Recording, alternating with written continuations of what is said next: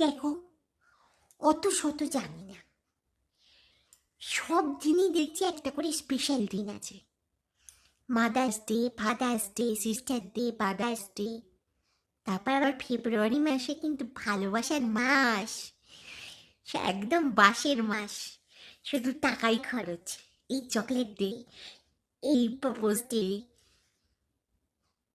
তারপরে যেন কি ছিল, ভুলেও গেছি বাবা। আরে আমার বর তো এইসব করে না।